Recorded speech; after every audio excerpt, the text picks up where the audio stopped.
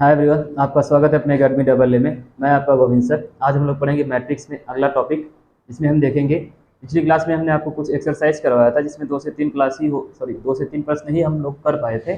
आज उसी में प्रश्नों का सिलसिला आगे की ओर बढ़ाते हैं और अगला प्रश्न हमने आपके सामने रखा हुआ है। सेम क्वेश्चन है। निम्न में प्रश्न वही है। निम्न आकृति में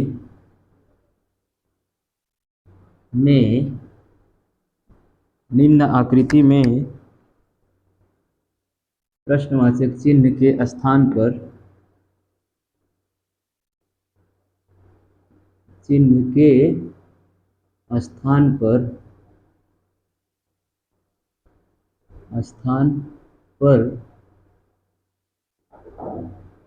संख्या ज्ञात कीजिए। संख्या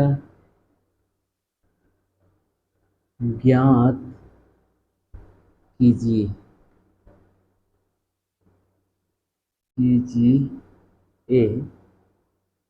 ठीक है। यानी प्रश्न है आपके सामने, कह रहा है कि निम्न आकृति में प्रश्नवाचक चिन्ह के स्थान पर संख्या ज्ञात कीजिए। ठीक है। इसमें हम बेसिक सा कॉन्सेप्ट लगाएंगे, वही क्लॉकवाइज, एंटी क्लॉकवाइज, वर्ग, जोड़ना, घटाना, गुणा, भाग, जैसे भी करके आ जाए। ठीक है। सबसे पहले हम क्लॉकवाइज चलते हैं, घड़ी की दिशा में चलते हैं। बात करते हैं कि 9 है, फिर 16 है, फिर 36 है, 64 है, 3 है। पहले कुछ करके देखते हैं, क्या दोगुना या पहाड़ा पढ़ने पर आ रहा है, या जुड़ने पर आ रहा है, या गुणा करने पर आ रहा है, कैसे हो रहा है। अगर हम बात करें 9 से 16 लाना, मतलब 9 से 16, फिर 16 से 36, तो कहीं दूर दूर तक रेशियो है। 9 दूना 18 में से 2 घटाएंगे 16, 16 दूना की 32 में 4 जोड़ेंगे 36 दूना 72, कोई रेशियो नज़र नहीं आ रहा है। अगर हम अल्टरनेट देखें, इसके सामने सामने देखें, तब 3 और 9 में कोई रेशियो नज़र आ रहा है। हाँ, वर्ग करने पर आ रहा है, 16 और 4 का हो रहा है, 6 और 36 का हो रहा है। तो जाहिर सी बात है यहाँ पर क्या होगा, यानी 3 का वर्ग, 4 का वर्ग, 6 का वर्ग, ये किसका वर्ग होगा, 8 का। अर्थात यहाँ पर अगर आप 6 का वर्ग करते हैं, किसका वर्ग करते हैं, 6 का वर्ग करते हैं, तो कौन सी संख्या आती है, कौन सी। अगर हम यहाँ पर 6 का वर्ग करते हैं तो कितना आएगा, 36। 4 का वर्ग करते हैं तो कितना आएगा, 16। 3 का वर्ग करेंगे तो कितना आएगा, 9। जाहिर सी बात है कि यहाँ पर प्रश्नवाचक चिन्ह के स्थान पर किसका वर्ग करें, 8 का। यानी हमने 6 का वर्ग किया, 36 आया, 4 का वर्ग किया, 16 आया, 3 का वर्ग किया, 9 आया। अगर प्रश्नवाचक चिन्ह का वर्ग करें हम, कितना आना चाहिए, 64। अगर दोनों पक्षों का वर्गमूल निकाल दें, यहाँ पर यह किसका वर्ग हो जाएगा, किसका वर्ग हो जाएगा भाई, 8 का। अर्थात प्रश्नवाचक चिन्ह के स्थान पर कौन सी संख्या होगी, 8। यानी यहाँ पर कौन सी संख्या होगी, 8। ठीक है। यानी इस प्रश्न का आंसर क्या होगा, 8 होगा। ठीक है। देखिए हमने क्या किया, हमने देखा सबसे पहले इस प्रश्न में कि इस प्रश्न में कह क्या रहा है।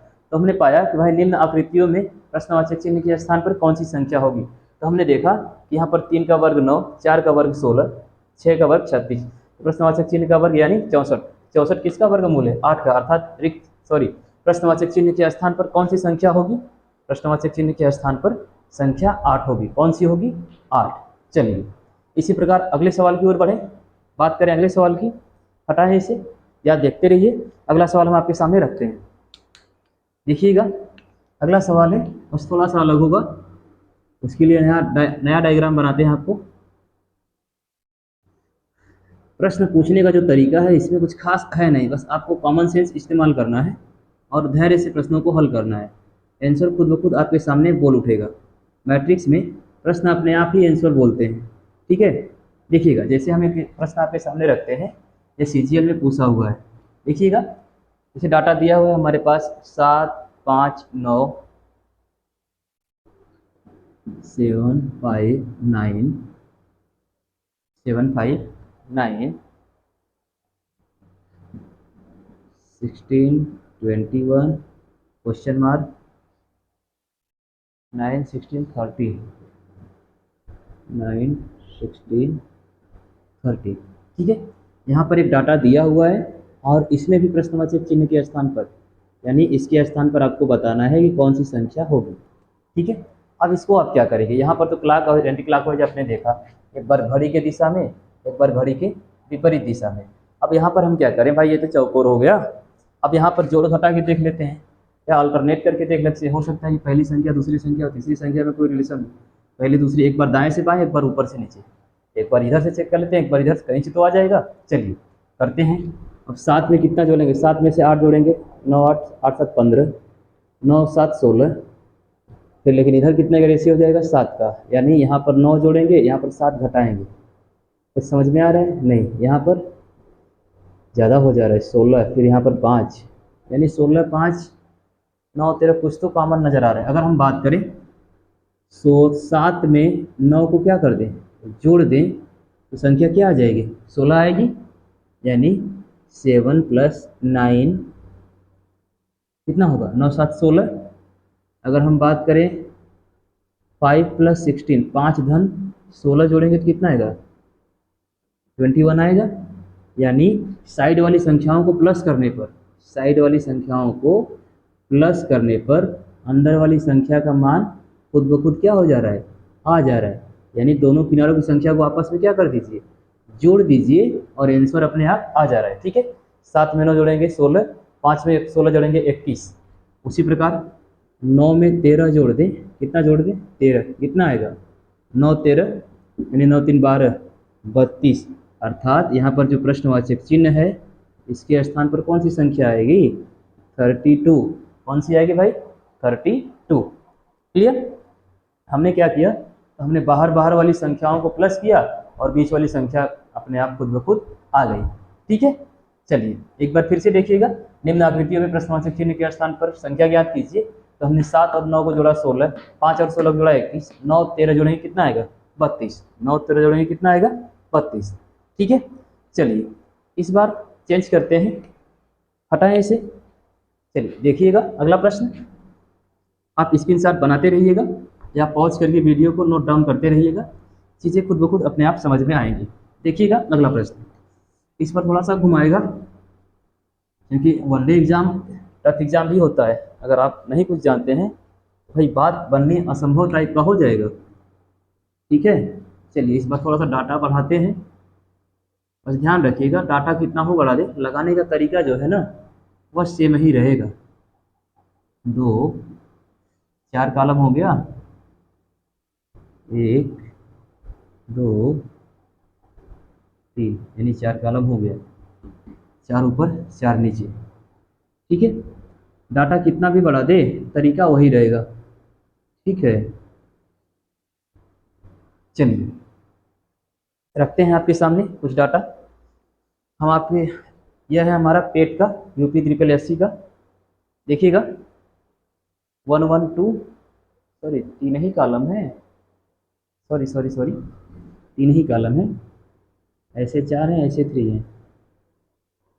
112 है, फिर क्या है भाई, 424 424 936, 424 936, क्वेश्चन मार्क है, प्रश्नवाचक चिन्ह 4 8। ठीक है, यानी यहाँ पर आपको बताना है कि यहाँ पर जो संख्या होगी वो कौन सी संख्या होगी। ठीक है, चलिए एक बार ध्यान से देखिए कुछ हो रहा है इसमें। 1 1 2 1 4 9 1 2 3 4 2 4 6 8। अच्छा, यहाँ पर तो 2 का डबल हो रहा है, 2 दूना के 4, 4 2 3 6 2 4 को 8। यहाँ पर 1 का भाड़ा चल रहा है, तो क्या यहाँ पर किसका चल रहा है, 2 जोड़ने पर 1 जोड़ने पर यहाँ पर 3 5, या यहाँ पर अल्टरनेट चल रहा है। ऐसा तो कोई नियम होता ही नहीं कि एक में 2 जोड़े, एक में 1 जोड़े, एक में 3 जोड़े, होगा नहीं होगा। फिर 1 का पारा, एक या 1 में 1 जोड़ेंगे 2, 4 में 2 जोड़ेंगे 6, ये भी नहीं हो रहा है। 20 से करके देखते हैं, 1 में 1 का गुणा, 1 में 2 का गुणा, 2 में 1 का गुणा, 2 में 2 का गुणा। अब फिर और क्या हो सकता है, 1 में 1 का गुणा, 1 का स्क्वायर, या 1 में 1 का गुणा, 1 का स्क्वायर हो सकता है। लेटेस्ट टाइम, अगर हम 1 में पहले 1 का स्क्वायर करके ऊपर रखते हैं और 1 में 2 का गुणा करके नीचे रखते हैं, 1 का स्क्वायर करेंगे 1 आएगा, 1 में 2 का गुणा करेंगे 2 आएगा। उसी प्रकार अगर 2 का स्क्वायर करें 4 2 में 2 का गुणा करें 4। ठीक, अगला 3 का स्क्वायर करें 3, 3 में 2 का गुणा करें 6। सेट है बाबू, यानी हो जाएगा 3 का स्क्वायर 9, 3 का 6। तो उसी प्रकार 4 का स्क्वायर 16 और 4 का 2 यानी 8। अर्थात प्रश्नवाचक चिन्ह के स्थान पर क्या होगा? प्रश्नवाचक चिन्ह के स्थान पर 16। कितना आएगा? 16। कैसे आएगा प्रश्नवाचक चिन्ह के स्थान पर 16? क्योंकि हमने देखा कि 1 का स्क्वायर ऊपर, मतलब जो बीच में संख्या है, जो संख्या बीच में दी हुई है, इन संख्याओं का एक बार वर्ग हो रहा है और एक बार इनमें 2 का गुणा हो रहा है। वर्ग करने के बाद ऊपर लिख रहा है, मतलब मान रख रहा है, और गुणा करने के बाद नीचे। हमने देखा 1 का स्क्वायर 1, 1 गुणे 2 बराबर 2। 1 का स्क्वायर 1 ऊपर रखा और गुणा 2 करने के बाद नीचे रखा। फिर 2 का स्क्वायर 4, जिसको ऊपर रखा, 2 का गुणा 2 में किया, नीचे रख दिया। फिर 3 का स्क्वायर 9, अर्थात ऊपर रख दिया, 3 में 2 का गुणा कर दिया, कहाँ रख दिया? नीचे 6। उसी प्रकार 4 का स्क्वायर करेंगे तो कहाँ रखेंगे? ऊपर। 4 कहाँ से कहाँ रखेंगे? ऊपर। फिर 4 का 2 में गुणा करेंगे, कहाँ रख देंगे? नीचे। क्लियर? समझ में आया? एक बार फिर से हमने क्या तो हमने इसमें यही किया कि 1 का स्क्वायर करके ऊपर रख दिया, 1 में 2 का गुणा किया, नीचे रख दिया। 2 का स्क्वायर करके ऊपर, 2 में 2 का गुणा किया, नीचे। 3 का स्क्वायर ऊपर, 3 का गुणा नीचे, 2 में करके नीचे। 4 का स्क्वायर ऊपर, 4 में 2 का गुणा करके नीचे, अर्थात 16। प्रश्नवाचक चिन्ह के स्थान पर कौन सा आएगा? 16 आएगा। ठीक है, समझ में आया? प्रश्नवाचक चिन्ह के स्थान पर कौन सा आएगा? 16। क्लियर? चलिए बढ़ते हैं अगले प्रश्न की ओर। हटाएं इसे, बनाइएगा स्क्रीन शॉट। आइए बढ़ते हैं अगले सवाल की ओर। हटाते हैं इसे और देखते हैं अगला सवाल क्या कह रहा है। फिर से डायग्राम बनाएंगे।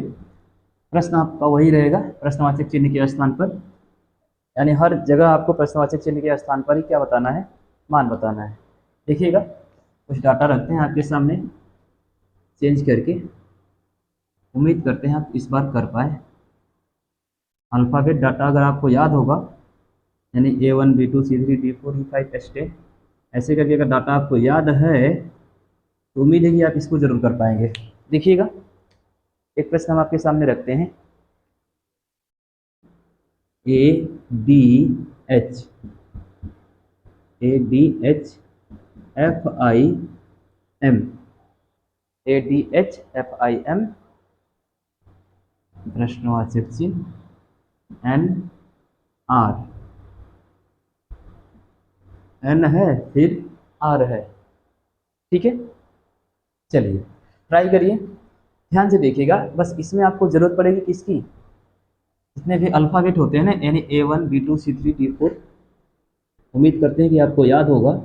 A1 B2 C3 D4 E5 F6 G7 H8 I9 J10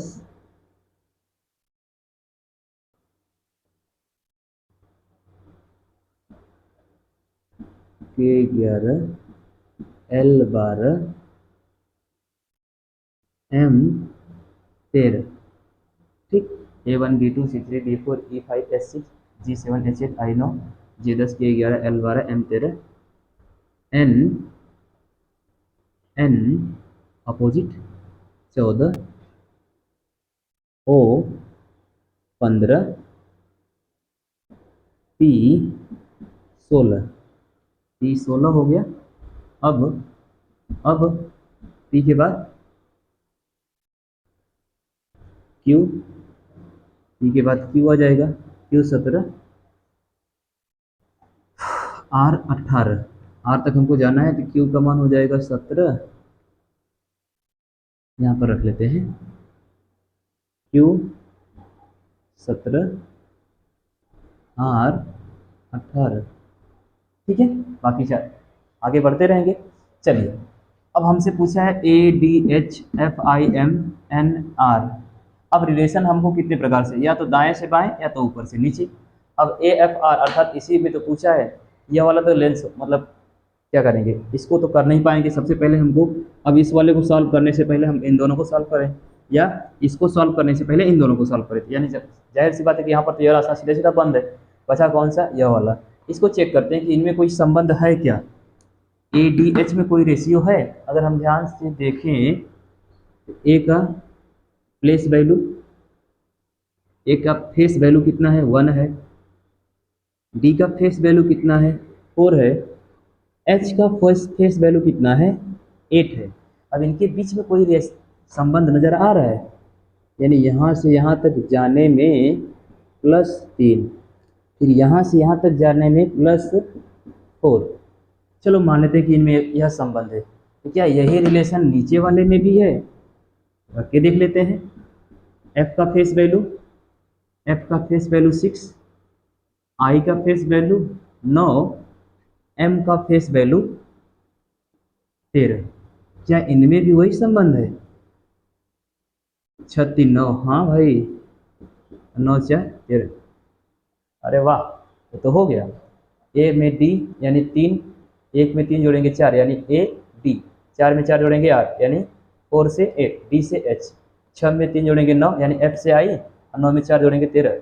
तब तो जाहिर सी बात है यहाँ पर अगर हम मान लें यह तो प्रश्नवाचक चिन्ह है, प्रश्नवाचक चिन्ह है। अब यहाँ से 3 जोड़ने पर कितना आना चाहिए, एन, एन का प्लेस वैल्यू यानी फेस वैल्यू कितना है 14। अब इसमें 4 जोड़ने पर कितना आना चाहिए, आर, आर का फेस वैल्यू 18। अब यहाँ पर +4 हुआ है, यहाँ पर कितना हुआ है +3, तो +3 जोड़ने पर 14 आया है ना। जाहिर सी बात है कि 14 में से कितना घटा लें, 3, कितना आएगा 11। यानी यहाँ पर जो एलिमेंट होगा, जो भी व्यक्ति होगा उसका फेस वैल्यू कितना होगा 11। 11 पर कौन है, 11 पर के है, कौन है के, यानी प्रश्नवाचक चिन्ह के स्थान पर क्या होगा, प्रश्नवाचक चिन्ह के स्थान पर के होगा। कौन होगा, के, जिसकी फेस वैल्यू कितना है, जिसकी फेस वैल्यू 11 है। कितना है भाई 11, और यही हमारे प्रश्न का क्या होगा, आंसर होगा। कैसे हुआ, हमने देखा कि प्रत्येक अल्फ़ाबेट का प्लेस वैल्यू है, ए का 1, बी का 2, सी का 3, डी का 4, ई का 5, एच का 6, ऐसे करके सबका हमने देख लिया। फिर हमने पाया कि ए का 1 है, डी का 4 है, एच का 8 है, इनके मध्य में कुछ ना कुछ रिलेशन है। जैसे एक में 3 जोड़ेंगे 4, यानी ए की फेस वैल्यू या प्लेस वैल्यू 1 है, डी की 4 है, तो ए में 3 जोड़ेंगे तो 4 आएगा, फिर डी में 4 जोड़ेंगे तो 8 आएगा। सेम वही कंडीशन हमने पाया कि अगर एफ का 6 है, एफ की फेस वैल्यू 6 है, अगर इस 6 में 3 जोड़ेंगे तो 9 आएगा, इस 9 में 4 जोड़ेंगे तो 13 आएगा आएगा। उसी प्रकार हमने पाया कि लास्ट वाला जो प्रश्नवाचक चिन्ह है, यहाँ पर अब हमको पता नहीं है, लेकिन हमको इसका तो पता है ना, इसका 14 है और इसका कितना है 18। तो यहाँ पर 4 जुड़ रहा है, यहाँ पर 3 जुड़ रहा है, अर्थात 14 में से 3 घटाएंगे कितना आएगा 11। 11 पर कौन है के, यानी इस प्रश्न का आंसर क्या होगा, के होगा। क्या होगा, के। ठीक है, चलिए हटाएं इसे, बढ़ते हैं अगले प्रश्न की ओर। देखिएगा यहाँ पर कुछ नहीं था, बस हल्का सा कॉमन सेंस इस्तेमाल करेंगे और चीज़ें खुद ब खुद समझ में आएंगी। अगर यहाँ पर कोई डाटा रहता तो हम कुछ कर पाते, लेकिन यहाँ पर ABCD अल्फ़ाबेट है, तो जाहिर सी बात है कि हमारे पास एक ही रास्ता बता, उसके नंबर प्लेस वैल्यू का। ठीक है, चलिए अगले प्रश्न की ओर बढ़े। देखिएगा अगला प्रश्न, मैट्रिक्स में कुछ ऐसे उल जुलूल टाइप के प्रश्न बनते हैं और होते कुछ नहीं है, एकदम सिंपल से। देखिएगा अगर हम बात करें अगले प्रश्न की, रखते हैं आपके सामने।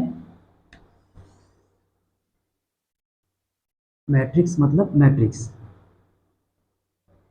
बस दिमाग को आपको जिंदा रखना है इस प्रश्न को हल करने के लिए। दिमाग जिंदा मतलब जितना आप कॉमन सेंस का इस्तेमाल करें, आप चीज़ों को कितनी आसानी से हैंडल कर पाते हैं, यही आप पर निर्भर करता है कि आप प्रश्नों को कितना जल्दी कर पाएंगे। ठीक है, चलिए फिर से कुछ ऐसा ही प्रश्न लाए हैं आपके सामने। देखिएगा 3 7 3 15 18, 3 7 3 15 18 क्वेश्चन मार्क।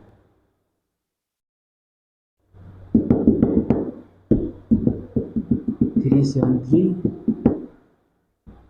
4 5 सॉरी 4 5 5 4 5 5। ठीक, चलिए अब ट्राई करिएगा। इस टाइप का हमने अभी एक प्रश्न लगाया जस्ट इससे पहले, आपको याद होगा तो हमने देखा था, इसको जोड़ के बीच वाला आ गया था। क्या यहाँ पर जोड़ने पर आएगा, जोड़ने पर ना है तो गुणा करने पर आएगा, गुणा करके जोड़ने पर आएगा।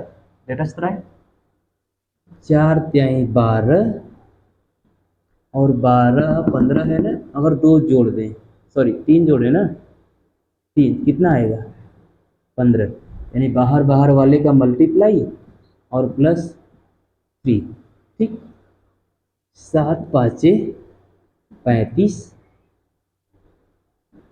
प्लस 3 38। अरे वाह, मामला सेट हो गया। 5 तिहाई 15, 15 में कितना जोड़ेंगे 3, आंसर कितना आएगा 18 18, कितना आएगा 18। एकदम सेट है भाई। 4 तिहाई 12 प्लस 3 15, 7 बचे 35, 3 38, 4 5 तिहाई 15, 3 18। क्लियर। तो उम्मीद करते हैं कि ये प्रश्न आपको जरूर समझ में आए होंगे। ठीक है, इस प्रश्नों में कुछ है नहीं, बस आपको कॉमन सेंस का इस्तेमाल करना है। क्लियर। तो बनाइएगा इसके साथ, मिलेंगे अगली क्लास में कुछ और प्रश्नों और फैक्ट के साथ। तब तक के लिए धन्यवाद।